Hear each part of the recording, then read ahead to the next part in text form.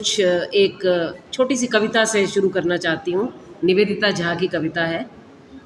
मैं नहीं जानती युद्ध कैसे आता है, मैं नहीं जानती युद्ध कैसे आता है, पर जानती हूँ उस देश को जहाँ मेरा बेटा रहता है। जानती हूँ उस देश को जहाँ स्कूल के अहाते में बच्चों की लाश पड़ी है। जानती हूँ उस देश को जो मलबे में बदल गया है। मलबे के ढेर में पड़ी वह बच्ची मेरी कोई नहीं है, पर कुछ तो रिश्ता है कि मेरी आंखें नम हैं, आंसुओं में डूब रही हैं। उनमें अपने बच्चे का चेहरा नज़र आता है मुझे। उसकी अधखुली आंखें जैसे देख रही हो सपने, जैसे अभी अभी आवाज़ देगी, अब्बू अब्बू हमें घर लौटना चाहिए। स्कूल के अहाते में बहुत सारे बस्ते पड़े हैं, स्कूल के अहाते में बहुत सारे बस्ते पड़े हैं, ताज़ा लहू से भीगे हुए, जो शायद हमारे तुम्हारे लिए ताज़ा खबर से ज़्यादा कुछ भी नहीं। जब विश्वासघात और हत्या का जश्न मनाया जा रहा हो और दुनिया पागल हो गई हो, खून और गलाजत में तुत हुक्मरान अपने भयानक अंजाम पर खुश हो रहे हों, तो फिर कविता क्या करे? क्या कविता में इतनी ताकत है कि शब्दों की दुनिया से निकलकर पागल, सनकी और ताकतवर लोगों के खिलाफ खड़ी हो? भले ही वो कमज़ोर आवाज़ हो, पर कविता को अपनी बात कहनी होगी। कहना होगा ये धरती नक्शा भर नहीं है, हमारे कितने अपनों का घर है, उसमें अनगिनत लोग रहते हैं, पहाड़, नदियाँ, जंगलों के साथ जीवन बसता है। दुनिया सिर्फ तेल का कारखाना नहीं है, दुनिया सिर्फ तेल का कारखाना नहीं है, ना ही फौजियों का अड्डा। मेरे लिए ये दुनिया मेरे बेटे की आवाज़ है, नन्ही बच्ची की हंसी है, खेत खलियान है, फलों से लदे पेड़ हैं, साइकिल पर जाते हुए मज़दूरों की कतार है, और वे तमाम चिड़ियाँ जिन्हें मैं हर रोज़ हरे पत्तों के बीच चहकते देखती हूँ। चाहती हूँ ये सब बची रहें, चाहती हूँ ये सब बची रहें, ये धरती बची रहे और हमारी कविता के शब्द बचे रहें।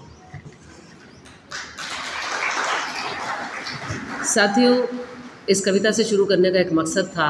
हम सब जानते हैं कि इस समय दुनिया में क्या चल रहा है, और ये कोई अभी की परिस्थिति नहीं है।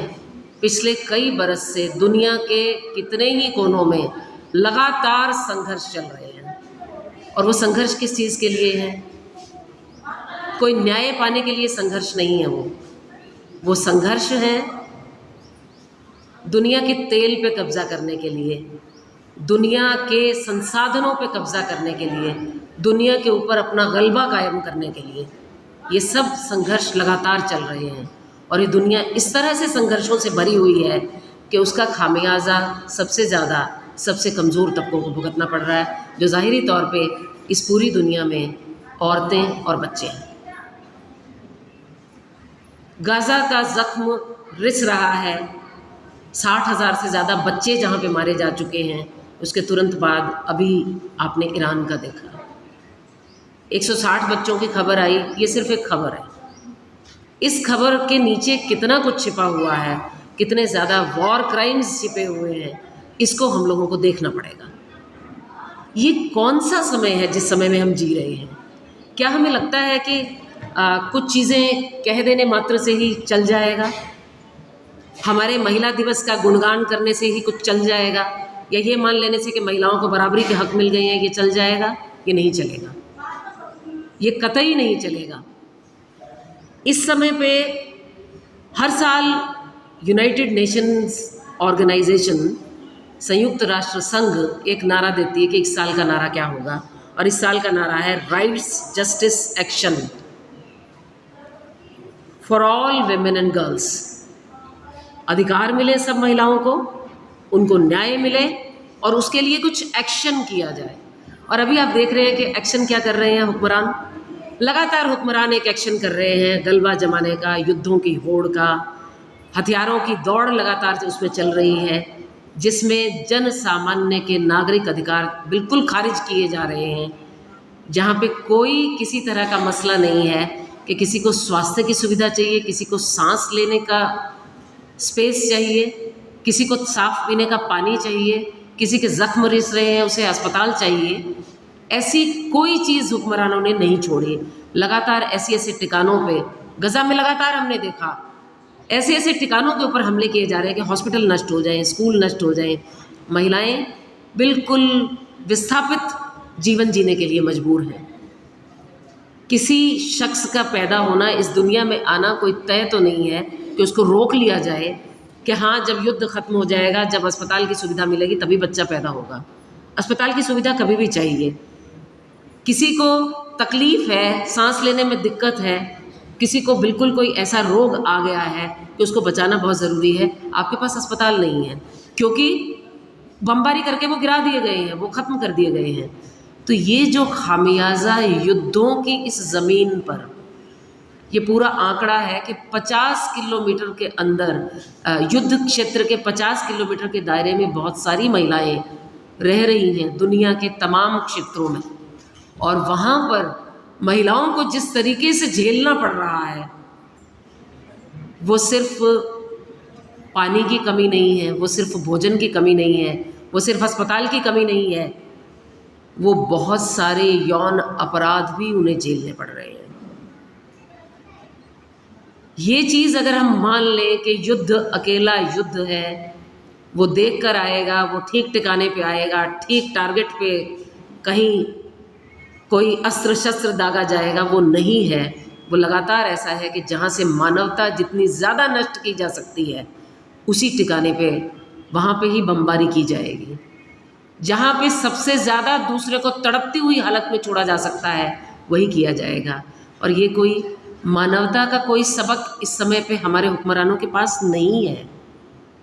तो हम सबका सबसे पहली लड़ाई तो यही बनेगी कि एक ऐसी बेहतर दुनिया के लिए हम सपना देखें जहाँ पे किसी सभ्य नागरिक समाज की नींव रखी जा सके।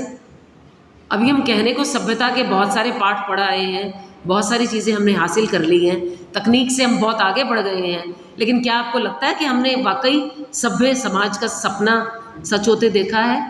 बल्कि जितनी ज़्यादा तकनीक विकसित हुई है उतना ही हमारी सभ्यता पिछड़ती चली जा रही है, उतना ही पीछे जा रही है, उतना ही मानवता को बिल्कुल नेस्त व नाबूद करने पे लगी हुई है।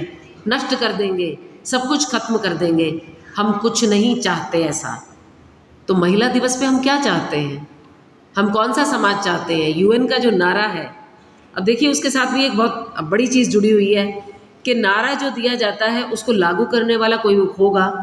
उसको लागू कौन करेगा? दुनिया की सरकारें करेंगी। और क्या सरकारें ऐसा कुछ कर रही हैं? ऐसे कदम उठा रही हैं?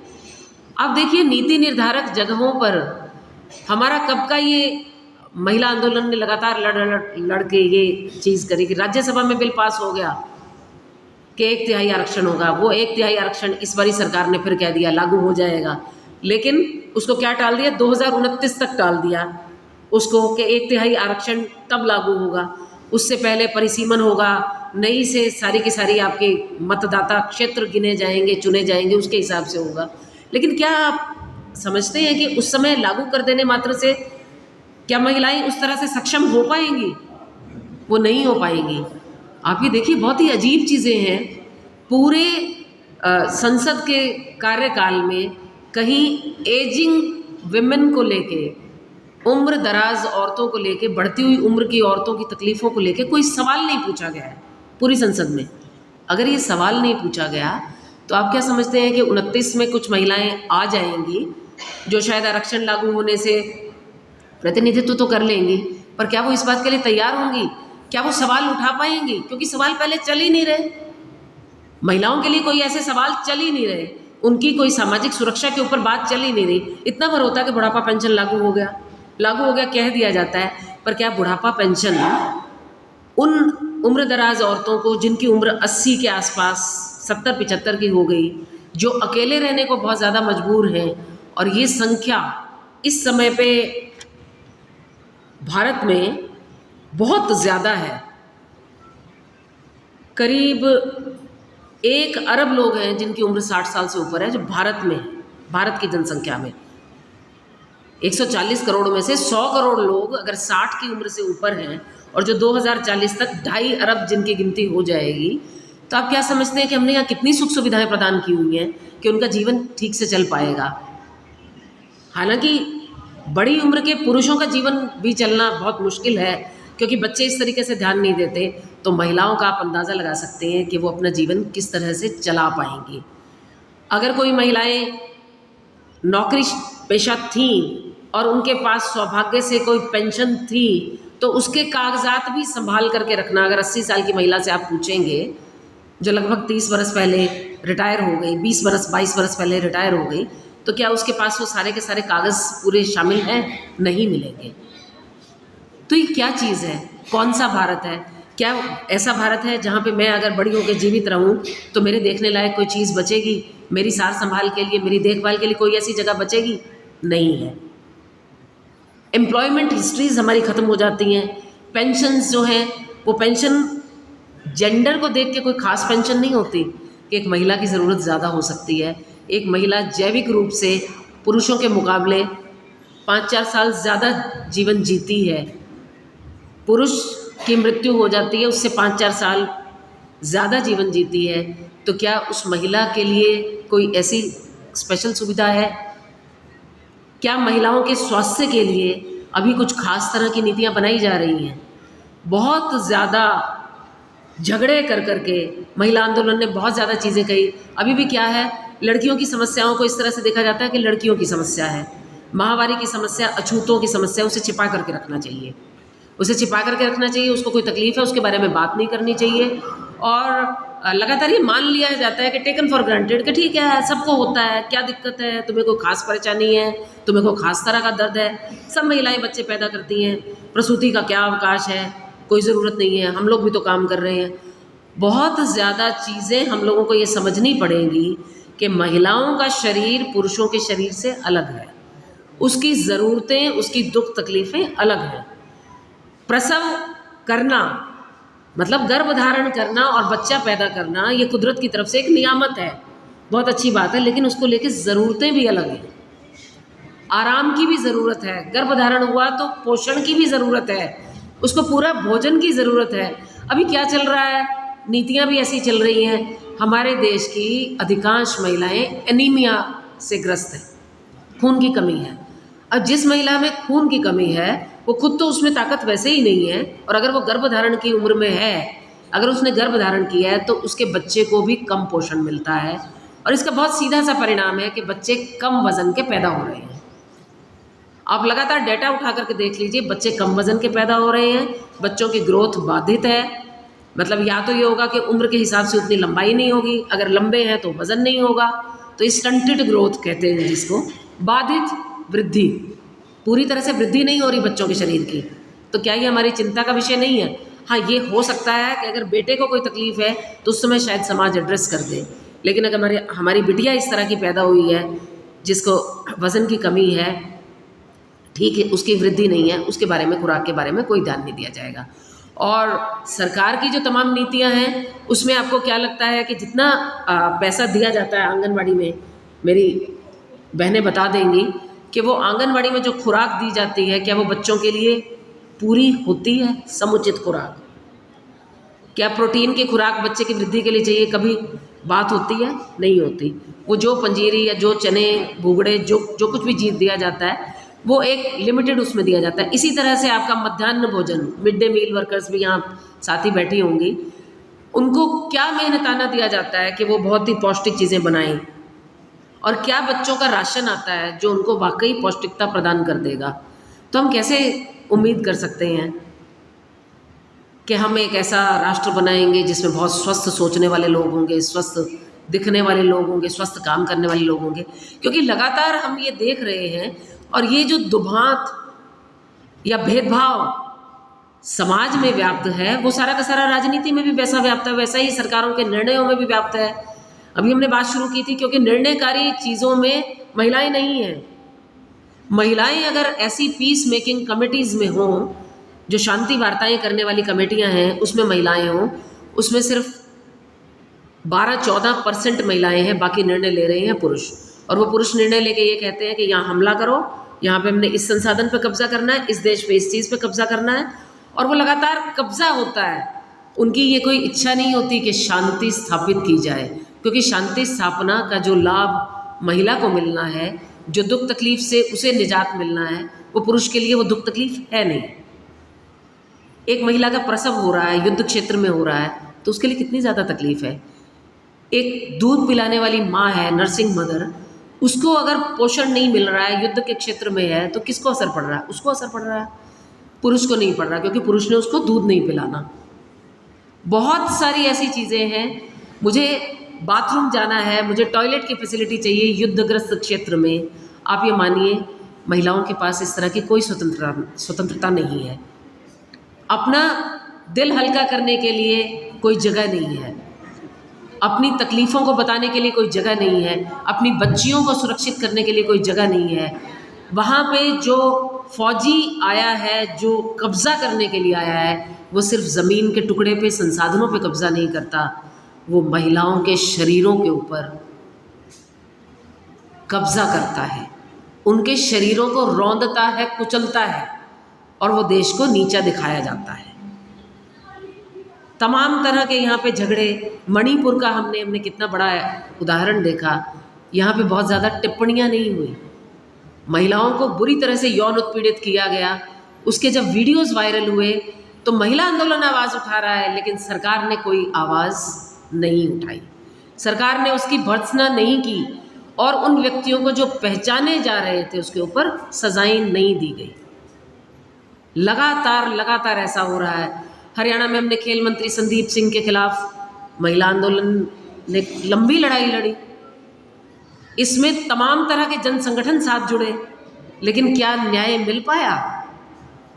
वो हमारी कोच मेडल लेके आ जाए तो वो हरियाणा की बेटी है, लेकिन वो यौन उत्पीड़न की अगर शिकायत कर दे तो उसे चुप कराया जा सकता है, उसे ये बताया जा सकता है कि तुम अपनी सीमा पार कर रही हो, तुम बेइज्जती कर रही हो। किसकी बेइज्जती कर रही है? वो खुद बेइज्जत होके जो ये आदमी कह नहीं सकता कि मेरी बेइज्जती हुई है, और उसका कोई प्रतिशोध लेने की तो कोई स्थिति है ही नहीं। अगर वो रिपोर्ट दर्ज कराना चाहती है तो रिपोर्ट दर्ज नहीं होती, वो खारिज हो जाती है, और हमारे यहाँ सरकारें चुप रहती हैं। लगातार उस मंत्री को पोषित किया जाता है, अपने पास रखा जाता है, जबकि बहुत सीधी सी बात है, आरोपी मंत्री, आप ये मत कहिए कि अपराध सिद्ध हुआ किसी पे, आरोपी मंत्री भी है तो सबसे पहला नैतिक दायित्व क्या बनता है कि वो इस्तीफा दे दे। वो कहे कि जब मैं आरोप से बरी हो जाऊंगा तब मैं दोबारा इस पद को संभालूंगा, लेकिन अभी मैं नहीं करूंगा। हुआ क्या? सरकार ने भी उसका पूरा समर्थन किया, और वो जो हमारी महिला खिलाड़ी थी, जो कोच थी, वो दर बदर ठोकरें खाती रही। तमाम हमारे आपके जैसे आम लोग ठोकरें खाते रहे। वो लगातार धरने देते रहे, प्रदर्शन करते रहे, लगातार ये सवाल को उठाते रहे, लेकिन ये सवाल एड्रेस नहीं हुआ। अभी हमारे यहाँ कितने ही साधु संत हैं, डेरों के मालिक हैं, नाम लेने की ज़रूरत नहीं है, उनको सज़ा मिलती है, सज़ा से वो छूट आते हैं पैरोल पे, फिर से उनके अनुयायी उस तरह से चल पड़ते हैं। अभी देखिए हम कौन से समाज में रह रहे हैं। अनुयायियों को भी ये नहीं दिखाई देता कि 100 लड़कियाँ, 150 लड़कियाँ, हज़ारों लड़कियाँ अपना जीवन बर्बाद कर बैठी हैं, वो इसके ऊपर सवाल नहीं उठाते। वो कहते हैं हमारे गुरुजी हैं, हमारे गुरुजी के खिलाफ आप कुछ नहीं बोलोगे। कैसी अंधावस्था में हम जी रहे हैं? कौन सा जीवन है जो हम लगातार इस तरह से जी रहे हैं? कौन सी चीज़ है जो हमारी आंखों पे पट्टी बांध के हमें रखे हुए है कि हम देख नहीं सकते? तो हम किस न्याय की गुहार लगाएं, किसके सामने लगाएं? यही बात है कि आज यहाँ पे जितने साथी बैठे हैं वो कम से कम सचेत साथी हैं, वो इस न्याय की लड़ाई में महिलाओं के साथ हैं। क्योंकि कोई भी समाज सिर्फ महिलाओं का समाज नहीं है, सिर्फ पुरुषों का समाज नहीं है। समाज वही बनेगा जिसमें स्वस्थ विचार वाले पुरुष, महिलाएं और अन्य सभी लिंगों के लोग। अभी तो हम लोग इस जगह पे जी रहे हैं कि अभी हम अन्य लिंगों की पहचान ही नहीं करते, बस हम एक तीसरा लिंग कह के छोड़ देते हैं। स्त्रीलिंग, पुल्लिंग, उसके अलावा अन्य लिंग। अन्य लिंग में भी किसी की क्या लैंगिक पहचान है? कोई लड़की के शरीर में जन्मा है लेकिन वो खुद को लड़की की तरह से नहीं देखता, उसका लिंग अलग है। कोई पुरुष के शरीर में पैदा हुआ लेकिन उसको पुरुष का शरीर अपना शरीर नहीं लगता, उसको लगता है वो किसी दूसरे शरीर में कैद है, वो किसी और तरीके से सोचता है, तो उसका भी लिंग भिन्न है। आप इस समाज को इतनी बड़ी जगह पे तो अभी ले जाने की स्थिति नहीं है। अभी तो ये महिला पुरुष के उसमें ही हम अटके हुए हैं, और महिलाओं की जो स्थिति है उसके ऊपर हम बात नहीं कर पा रहे। किस तरीके से पितृसत्ता लादे जा रही है, लगातार आपके यहाँ पे चल रहे हैं। आप मतलब भगवी पताएँ लेके, पीली पताकाएँ लेके लगातार चल रहे हैं, कलश यात्राएँ निकाल रही हैं, महिलाएं एक ही तरह के वस्त्र लेके चल रही हैं। हम लोग का ज्ञान विज्ञान समिति का सम्मेलन था। हम सम्मेलन की जगह से 2 किलोमीटर के रास्ते को हम 2 घंटे में पार कर पाए। क्या पता चला कि चुलकाना धाम का बहुत बड़ा कार्यक्रम था और इतना ज़बरदस्त जाम। मैं यहाँ पे धार्मिक आस्थाओं पे सवाल नहीं उठा रही। किसी की धार्मिक आस्था उसकी व्यक्तिगत आस्था है। किसी का कोई भी धर्म मत जो कुछ भी है वो उसका निजी मामला है, वो सार्वजनिक मामला नहीं है। सवाल कहाँ उठता है जब वो सार्वजनिक जीवन को इस तरीके से प्रभावित करना शुरू कर देता है कि सब एक रंग में रंगे जा रहे हैं, लगातार वहाँ चल रहे हैं। आपको रोज़गार के बारे में बात करने की कोई ज़रूरत नहीं है। लड़कियों की कम उम्र में शादी हो रही है, उसके बारे में बात करने की ज़रूरत नहीं है। लड़के आवारा घूम रहे हैं, उसके बारे में बात करने की ज़रूरत नहीं है। लड़के नशे की गिरफ्त में आ गए, कोई बात करने की ज़रूरत नहीं है। शराब के ठेके हर 2-2, 3-3 किलोमीटर के ऊपर, और इतने बढ़िया तरीके से सुसज्जित हैं। इस हॉल से भी बड़े बड़े शराब के ठेके हैं, इतनी बढ़िया उसमें लाइट्स लगा के और इतनी चकाचौंध करके आकर्षित करने के लिए जैसे वो बनाए गए हैं। क्या इससे राजस्व सरकार को नहीं मिलता? और क्या सरकार को नहीं पता कि उसकी युवा पीढ़ी कैसे बर्बाद हो रही है? ये सब चीज़ें कहाँ पे हैं? कोई सवाल नहीं है ये। क्यों? क्योंकि हम एक ही दिशा में लगातार धकेले जा रहे हैं। आप सवाल पूछेंगे, आप रोज़गार मांगेंगे, रोज़गार सरकार देगी नहीं। जो रोज़गार है उनको ख़त्म किया जा रहा है और ख़त्म किया जा रहा है। और उसमें कभी हम बात कर लें, बस में बैठे हुए बात करने लगे तो काफ़ी बहस हो जाती है। कई बारी युवा लड़के भी ऐसे बहस करने लगते हैं, क्यों औरतों को ही चाहिए सारा रोज़गार, हम कहाँ जाएं?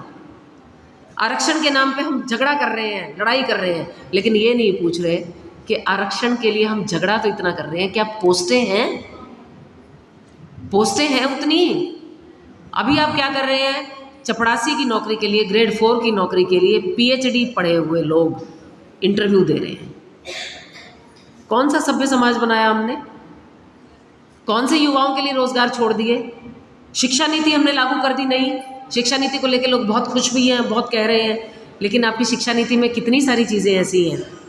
स्कूलों का मर्जर किया जा रहा है। अब स्कूलों का मर्जर किया जा रहा है, होना तो ये चाहिए, कहा जाता था कि नेबरहुड स्कूल, कि बिल्कुल पड़ोस में स्कूल हो कि छोटा बच्चा स्कूल से वंचित ना रहे, वो चला जाए। लेकिन अभी क्या है, यहाँ पे बच्चों की गिनती कम है, यहाँ पे बच्चों की गिनती कम है, यहाँ बच्चों की गिनती कम है, इसको बंद कर दो। बंद कर दिया गया तो जाहिर सी बात है कि किसकी शिक्षा पे असर पड़ेगा? लड़कियों की शिक्षा पे। शिक्षा प्राइवेट आप भेजेंगे तो प्राइवेट बेटे चले जाएंगे, बेटियां नहीं जा पाएंगी, बहुत कम जा पाएंगी। जाती हैं, मैं ये नहीं कह रही कि भेजा नहीं जाता, लेकिन कंपैरेटिवली अगर हम तुलनात्मक रूप से देखें तो लड़कियों की शिक्षा यहाँ पे छूट जाती है। आप लगातार जिस तरह का माहौल बना रहे हैं, जिस तरह की समाज में सुरक्षा दे रहे हैं, जितने कॉलेज दूर कर रहे हैं या स्कूल दूर कर रहे हैं, तो आपको क्या लगता है कि जब तक बिटिया घर नहीं आ जाती, हर वो माँ बाप, हर वो भाई जिसकी बहन युवा हो रही है और वो पढ़ने जाती है, जब तक वो वापस नहीं आ जाती, कलेजा धड़कता रहता है। यूँ लगता है कि वो सुरक्षित वापस आ जाए, क्योंकि इतनी दुर्घटनाएं हो रही हैं और उन दुर्घटनाओं के खिलाफ कोई आवाज़ नहीं है।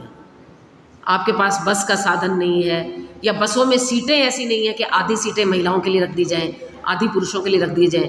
बुज़ुर्ग महिलाएं भी खड़ी हो जाती हैं, लड़के ये नहीं कहते कि दादी बैठ जा, हम सीट छोड़ देते हैं, कोई सीट नहीं छोड़ना चाहता।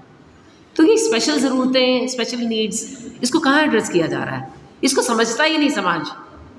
इसको हम आप जैसे लोग लगातार ये कहते हैं कि होना चाहिए, और अभी हम क्या नारा लगा रहे हैं? अब हम ये कहना शुरू कर रहे हैं, जो है उससे बेहतर चाहिए। अभी हम ये कह रहे हैं कि 33% आरक्षण है, सिद्धांततः है, लेकिन कहाँ लागू हो रहा है? डिसीजन मेकिंग बॉडीज़ में, निर्णय लेने वाली बॉडीज़ में हमारा कितना चल पा रहा है? हमारी कही हुई बात कितनी लागू हो पा रही है? हमारी कही हुई बात लागू हो पाए अगर, तो महिलाओं के पास अपने हिस्से की प्रॉपर्टी हो। अगर प्रॉपर्टी है एक बच्ची के पास तो उसका जीवन सुरक्षित है, और अगर लगातार, अब आप देखिए कि पितृसत्तात्मक वैल्यूज़ हैं, सारी की सारी वैल्यूज़ हैं, और वो क्योंकि वो समाज में, राजनीति में जो लोग जाते हैं, समाज से जाते हैं, समाज में वही पितृसत्तात्मक सोच है, राजनीति भी पितृसत्तात्मक सोच को पैदा करती है। महिला दिवस के ऊपर तो बसों का भाड़ा नहीं छोड़ा जाता ना, राखी वाले दिन छोड़ा जाता है ना, फ्री यात्रा मिल जाती है उस दिन तो बस की। तो राखी वाले दिन क्यों मिल जाती है? राखी का त्यौहार, मैं त्यौहार पे ऐसे सवाल नहीं उठा रही, हमें अच्छा लगता है हम मनाएं, लेकिन राखी का त्यौहार का भी एक वैल्यू है ना। उसमें ये है कि महिला असुरक्षित है, महिला को लगातार सुरक्षा की ज़रूरत है, और भाई उसकी सुरक्षा कर देगा। वो राखी किस लिए बांध के आती है? इसीलिए बांधती है ना कि भाई तुम मेरी रक्षा करना। और उसी भाई से अगर वो महिला ये कह दे कि भैया तेरे पास 1 किला ज़मीन है, आधा किला मेरी, तो कैसी सुरक्षा होगी बताइए? हम जानते हैं कैसी सुरक्षा होगी। नाता टूट जाएगा। मेरे यहाँ पे नाम ले दिया तूने प्रॉपर्टी बंटवाने का, खबरदार जो आई मर गई हमारे लिए, हमारे सामने आएगी नहीं। हुक्का पानी बंद, गांव में आना बंद, तू बिल्कुल नहीं आएगी। मैं ऐसी कुछ साथियों को जानती हूँ जिन्होंने ये संघर्ष किया, ये कहा कि मुझे चाहिए, तो उनका ज़बरदस्त बाइकआउट किया गया, ज़बरदस्त बाइकआउट किया गया। और ऐसे उदाहरण अभी भी गिनती, उंगली पे गिन ले, मतलब 2-4 ऐसे उदाहरण हैं जो उनको पूरे समाज का, पूरे परिवार का, पूरे कुनबे का विरोध करके, एक हमारी साथी हैं वो गांव में जाके खुद पहरा देती हैं कि ये मेरी बिजाई होगी, यहाँ मेरे पानी लगेगा, ये ज़मीन मेरी है, मेरा हिस्सा है। बोले हम भात दे देंगे। भात से क्या हो जाता है? और हम भी बड़ी खुशी खुशी मानती हैं, हम भात लेके बड़ी खुश होती हैं। भाई मेरे भाई आए थे, भात दे के गए, देखिए एक तो मेरी पाजेब दे के गए, एक मेरी अंगूठी दे के गए, एक मेरा फलाना दे के गए। अब आप सारी चीज़ों की कीमत लगा लो, किसी का ठीक ब्योंत है, वो भी 2 लाख रुपए का भात दे गया होगा, और हो सकता है ज़मीन उसके पास हो 50 लाख की, तो आपका हो गया, पूरा हिस्सा मिल गया। सवाल ये है कि ये बात उठाने की ज़रूरत इसलिए है कि हिस्सा मिलने से समाज की पूरी बुनावट बदलेगी। अभी समाज किसको पोषित कर रहा है? लड़के को पोषित कर रहा है। अभी क्यों हो रही हैं भ्रूण हत्याएं? इसीलिए हो रही है, लड़की वारिस तो है नहीं, वारिस चाहिए, और वारिस कौन चाहिए? पुरुष चाहिए। लड़की सुरक्षित नहीं है। हम ये संघर्ष नहीं कर रहे कि लड़कियां सुरक्षित रह पाएं। अगर कोई लड़का छेड़छाड़ करता है तो उसकी धुनाई क्यों ना कर दी जाए सार्वजनिक रूप से? उसके माँ बाप उसकी लानतान क्यों ना करें? माँ बाप बचाने के लिए चलते हैं। कोई लड़का रेप भी कराया तो उस रेपिस्ट को माँ बाप बचा रहे होते हैं, और पंचायतें क्या कर रही होती हैं? लगातार मिट्टी डालो जी, बेइज्जती होती है, ऐसी क्या बात है? और अगर कास्ट के हिसाब से देख लिया जाए, कोई दलित लड़की के साथ बलात्कार हुआ तो बिल्कुल ही तेरी इतनी हिम्मत कि तू बोलेगी, तू सवाल उठाएगी, तू न्याय मांगेगी, बड़ा मिल रहा है न्याय। क्या, कौन से समाज में जी रहे हैं हम? कौन से समाज में जी रहे हैं जहाँ पे हमने लड़कों को तमीज़ नहीं सिखाई? और इसमें कसूर पिताओं का नहीं, माँओं का भी है। माँओं का भी कसूर है, जो आँख पे पट्टी बांध लेती हैं, जो ये नहीं पूछती कि तू कहाँ गया था रात को 1 बजे, कहाँ से लौट के आ रहा है। और बेटी अगर ट्यूशन से पढ़ के आती हुई आधा घंटा अपनी सहेली के पास रुक जाए तो उसकी पेशी होती है। 7 बजे घर आना था, 7:30 कैसे आई? कल से घर से बाहर निकल के दिखाइए। क्या चीज़ है ये हम सब माँओं का फ़र्ज़ है कि हम देखें कि हमारे बेटे क्या कर रहे हैं। कहीं पे वो कुछ बदतमीज़ी कर रहे हैं, किसी गंदे कुएं में गिर रहे हैं, तो उनकी धुनाई की जाए, उनको पीटा जाए, उनकी अक्ल ठिकाने लाई जाए कि ये क्या, कौन सा समाज है? समाज तो अच्छा तभी बनेगा ना जब हम लोग अच्छे होंगे। ये महिलाओं का जिम्मा ही थोड़ा है कि इस समाज को अच्छा बनाएं, सुरक्षित रखें। महिलाओं का जिम्मा थोड़ा ही है। बहुत बारी ये टिप्पणियाँ आ जाती हैं, महिलाएं बहुत श्रृंगार करके चलती हैं, इसलिए भाई हो गया होगा ऐसे। अरे श्रृंगार करके चलती हैं, वो अपनी खुशी के लिए चलती हैं, किसी को अट्रैक्ट करने के लिए चलती हैं? या अगर 6 महीने की बच्ची के साथ कोई दादा बलात्कार कर लेता है तो 6 महीने की बच्ची को तो ये भी नहीं पता कि वो लड़की है कि लड़का है, वो तो बच्चा है। 2 साल के 4 साल के बच्चे को नहीं पता कि लड़के और लड़की में क्या फ़र्क है। उसको बलात्कार का शिकार होना पड़ता है। एक वृद्ध महिला को शिकार होना पड़ता है। एक खेत में काम करती हुई महिला को बलात्कार का शिकार होना पड़ता है। और वो हो सकता है कपड़े उसने मैले कुचैले पहन रखे हों। तो श्रृंगार कोई मसला नहीं है।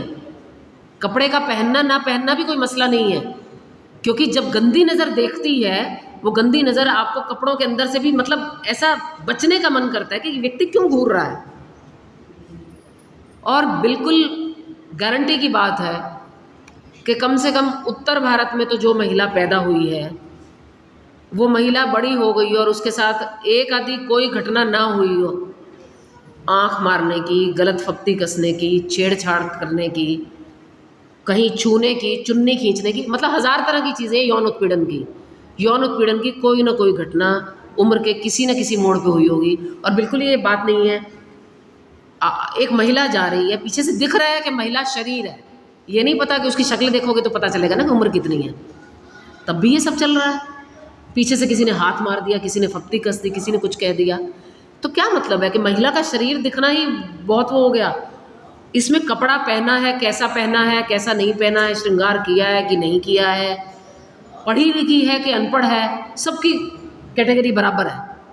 इसमें कोई ये नहीं है कि पढ़ी लिखी महिला सुरक्षित है, पढ़ी लिखी महिलाएं भी उतनी ही असुरक्षित हैं।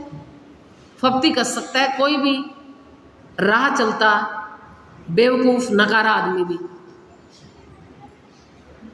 गाड़ी चला रही होगी महिला, सामने से ब्रेक, सामने आ जाएंगे, ए ताई चलानी नहीं आती तो क्यों चलावा थी। अरे टक्कर किसी से भी हो सकती है। आप महिलाओं का सपोर्ट करते नहीं, महिलाओं के लिए ऐसी जगह नहीं बनाते कि वो कॉन्फिडेंस हासिल करें। आप बेटियों को घर से बाहर निकलना नहीं सिखाते, बचा के रखते हैं, बाहर नहीं निकलना, बाहर नहीं निकलना, कुछ हो जाएगा, कुछ हो जाएगा, कुछ हो जाएगा। अरे बाहर निकलने दोगे तभी तो कुछ होएगा, तो उसका सामना करेगी वो, तभी तो वो सीखेगी कि न्याय के लिए लड़ना कैसे है, तभी तो वो सीखेगी कि उसकी कोई जगह है, उसका भी समाज में कोई हक है। कितनी देर तक सुरक्षा करेंगे? माँ बाप जब तक बैठे हैं, आप शादी करके सुरक्षित हो जाते हैं। लड़कियों की शादी अभी भी कम उम्र में हो रही है। ऐसा नहीं है सरकार चाहे उम्र बढ़ा दे, शादी की उम्र बढ़ा दी, लेकिन इससे कोई फ़ायदा नहीं हुआ।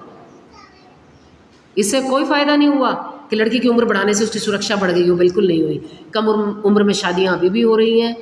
लड़कियों को जाकर के विवाह के बाद, जिसको मैरिटल रेप कहते हैं कि शादी के बाद रेप पति अगर करता है, वो भी मैरिटल रेप की श्रेणी में आता है कि अगर पत्नी की सहमति नहीं है संबंध बनाने की, तो पत्नी ज़बरदस्ती अगर करता है तो वो मैरिटल रेप है,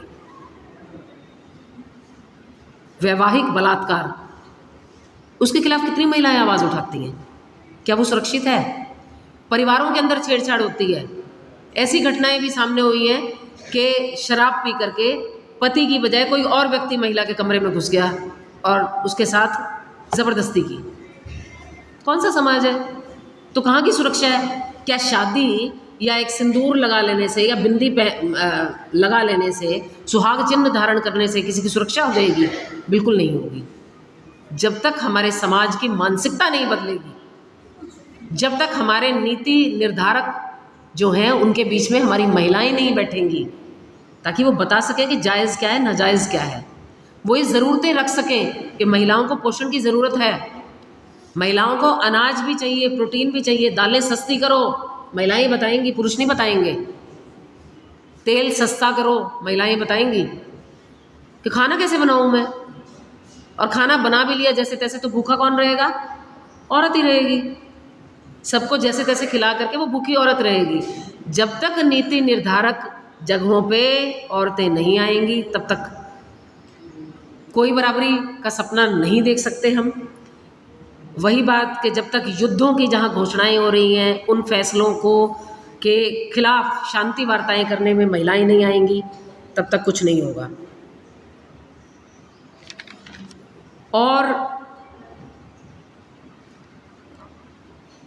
अभी तक जो जेंडर गैप एग्जिस्ट करते हैं, जेंडर गैप माने तमाम तरह के सूचकांक के, शिक्षा में क्या स्थिति है महिलाओं की, स्वास्थ्य में क्या स्थिति है महिलाओं की, नौकरी कितनी महिलाएं करती हैं, पढ़ी लिखी किस हद तक है, मैट्रिक कितनों ने करी हुई है, बीए कितनों ने करी हुई है, बड़ी पढ़ाई किसने करी हुई है, वैज्ञानिक कितना है, अलग अलग जगह पे। अभी बहुत उदाहरण देके हम बहुत खुश हो लेते हैं कि हमारे यहाँ तो महिला प्रधानमंत्री भी थी और महिला राष्ट्रपति भी थी और किरण बेदी जैसी आईपीएस ऑफिसर भी थी, इतनी आईएएस ऑफिसर भी हैं। लेकिन आईपीएस ऑफिसर रूपन देओल बजाज का आपको शायद याद होगा, उन्होंने इस केस को बहुत लंबे समय तक लड़ा कि मेरा उच्च अधिकारी मेरी जांघों के ऊपर हाथ रखता है, वो मेरा यौन उत्पीड़न करता है। अब यौन उत्पीड़न का मतलब सिर्फ इतना ही नहीं है कि रेप होगा तभी यौन उत्पीड़न हुआ। मैंने कहा कि यौन उत्पीड़न क्या होगा कि अगर किसी ने मुझे गलत नज़र से देखा है, गलत बात बोली है, मतलब मुझे मानसिक रूप से किसी ने तंग किया है, शारीरिक रूप से तंग किया है, बोल करके किसी ने तंग किया, गाली दी है, ये सब यौन उत्पीड़न है। ये मानते हुए कि महिला है इसलिए किया जा सकता है, तो ये यौन उत्पीड़न है सारा। यौन उत्पीड़न के खिलाफ वो IPS अधिकारी को केस लड़ना पड़ता है। एक बच्ची सुसाइड कर लेती है, होनहार खिलाड़ी, इसीलिए सुसाइड कर लेती है कि उसको यौन उत्पीड़न का सामना करना पड़ा।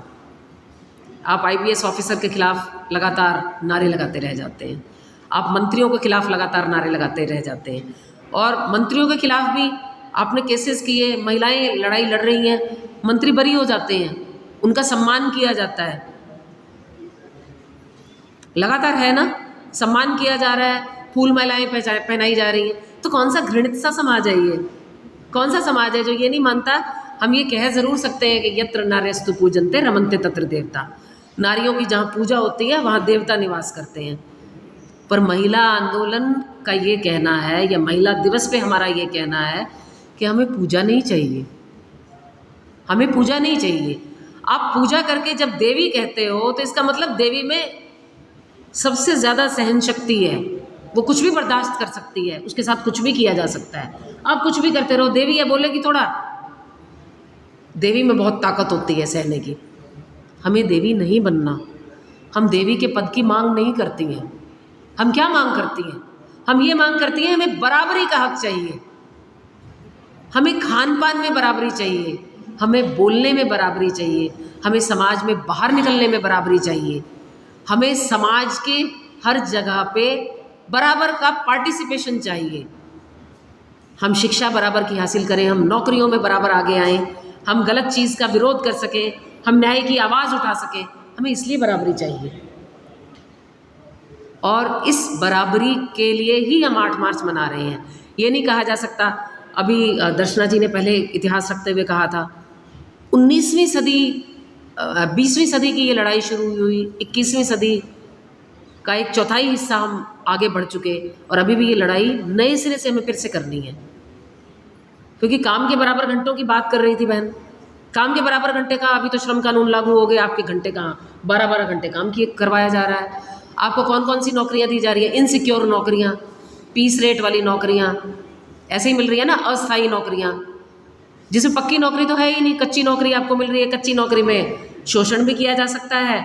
इसी तरह से फैक्ट्री में जहाँ पे ये था कि 20 आदमियों से कम जाओगे, बोले नहीं, मतलब होना तो ये चाहिए था कि अभी कंप्यूटर से या AI से कितना ज़्यादा काम होने लग गया कि वो काम जल्दी पूरा हो सकता है, कम लोगों से पूरा हो सकता है। तो कम इकाई के ऊपर भी ये होना चाहिए था कि लागू होने चाहिए सारे श्रम कानून, जबकि ये उससे बिल्कुल उल्टा हो रहा है। तो हम लोगों को लगातार ये देखना पड़ेगा कि कौन सा ये समाज है जहाँ पे हम जी रहे हैं, और हमारी ये आज की मांग, अधिकारों के लिए मांग, न्याय के लिए मांग, और उसके लिए एक्शन। बहुत सारी बातें और भी हो सकती हैं, और आप लोगों के पास भी बहुत कुछ होगा साझा करने के लिए। मुझे लगता है कि अभी इतनी ही बात थी जो एक तरह से कुछ चीज़ों को खोल सकती है, और मैं बहुत ज़्यादा ऐसी अनुभवशील भी नहीं हूँ, मेरे से ज़्यादा बहुत अनुभवी आप सब लोग बैठे हैं, आप अपनी बातचीत वगैरह इसमें शामिल करेंगे। आपने मेरी बात को सुना, बहुत बहुत शुक्रिया।